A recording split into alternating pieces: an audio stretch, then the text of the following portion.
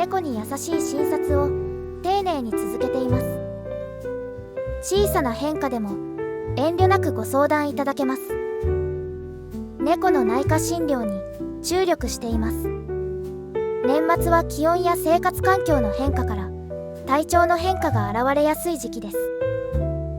体重測定や触診など簡単チェックだけでもお気軽にどうぞ。